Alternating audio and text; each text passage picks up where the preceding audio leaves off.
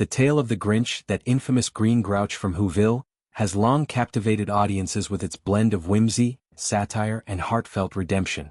At its core, the story isn't just about a creature stealing Christmas but about questioning the excesses of holiday cheer, the frantic pursuit of gifts, the competitive displays of lights, and the superficial rivalries that often overshadow genuine connection.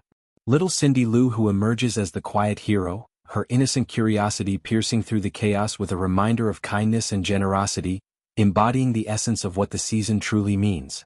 When this classic narrative leaped from the pages of Dr. Seuss's 1957 children's book and the beloved 1966 animated special into a full live-action spectacle in 2000, directed by Ron Howard, it took on new life. Infusing the mix was Jim Carrey, whose portrayal of the Grinch transformed the character into a whirlwind of elastic expressions, blending the manic energy of Ace Ventura with the chaotic flair of The Mask. This version also wove in an unexpected romantic subplot between the Grinch and the sultry Martha May Hovier, played by Christine Baranski, adding layers of quirky chemistry that felt oddly fitting amid the Seussian absurdity. Carrey himself connected deeply with the role, seeing the Grinch as the ultimate outsider, a disenfranchised soul who never quite fits into the mold of society. In reflections shared around the film's release, he described his own sense of being an eternal misfit, drawn to the character's raw vulnerability hidden beneath layers of cynicism and mischief. Opposite him stood a young Taylor Momsen as Cindy Lou, who, just 7 years old and already a seasoned performer.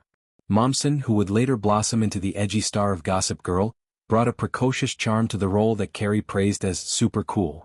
She recalled the set as a place of wonder, where Carrey's kindness shone through his methodical approach to the craft. Even as a child, she sensed she was witnessing artistry in motion, his every gesture a lesson in dedication. But beyond the on-screen magic, the production brimmed with behind-the-scenes tales that highlight the grueling creativity and unexpected joys that birthed this holiday staple.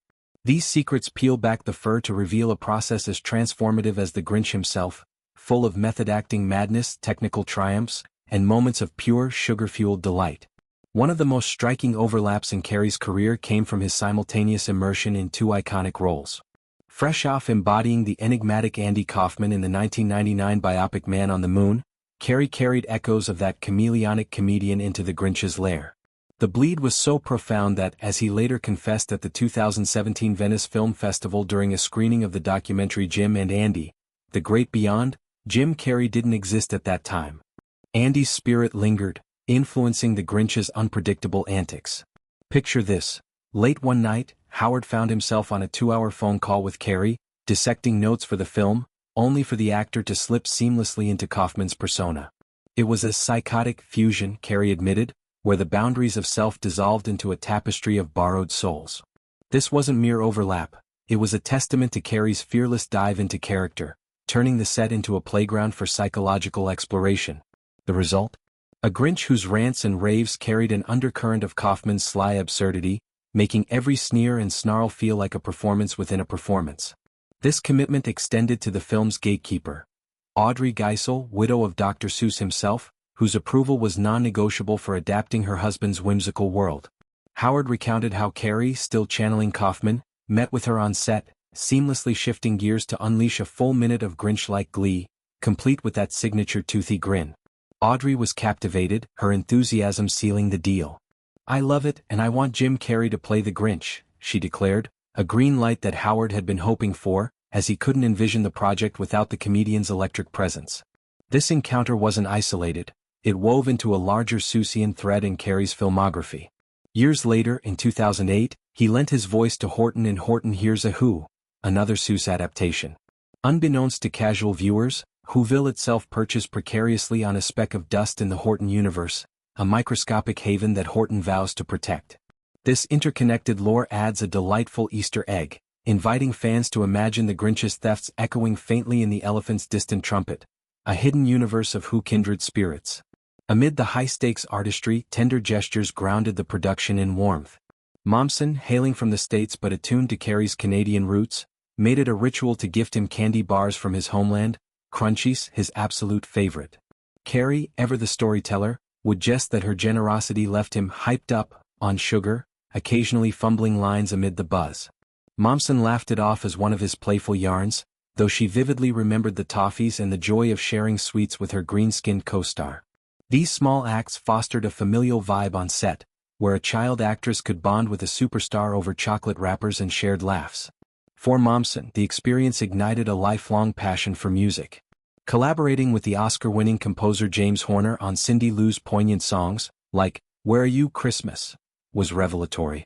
She described stepping into the pristine recording studio, headphones snug, voice tentative yet true, as a pivotal epiphany. That was such an impactful moment, she reflected years later, the booth's glow etching a vow into her young heart, to chase music forever.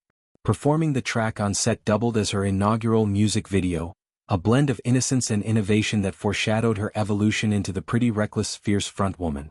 Carrey too marveled at the set's ingenuity, likening it to stepping onto the yellow brick road of the Wizard of Oz. Each arrival sparked awe. "Come on, this is insane," as practical effects and elaborate sets conjured Whoville's fever dream architecture. Momsen echoed this, channeling her own Oz obsessions by prancing as Dorothy or Glinda in homemade costumes at home, her imagination fueling the film's fantastical core. Yet, beneath the enchantment lurked the cosmetic gauntlet that defined the Grinch's look. Makeup artist Kazuhiro's initial concept was a radical overhaul, but studio execs dialed it back to keep Carrey's features recognizable. After testing lighter greens and simple wigs, deemed insufficiently Grinchy, they circled back to Hiro's bold vision mere days before cameras rolled. The process was a ballet of precision, foam rubber prosthetics encasing all but Carrey's lower lip and chin, layered with paint, topped by hairpieces and a wild wig. An average day dawned at 5 a.m., with Hiro and assistant Amy Schmeider clocking 2 hours and 10 minutes per session, broken by 10 to 30-minute respites after each phase. The real ordeal unfolded on set, where Carrey's ceaseless motion, mugging, leaping, snarling, demanded constant touch-ups. Hiro, belted with a 100-pound arsenal of tools, shadowed him like a vigilant artisan, repairing sweat-slicked seams mid-take. Carrey's perfectionism amplified the frenzy. He'd rerun shots thrice or more, rebuffing interruptions to chase the ideal delivery.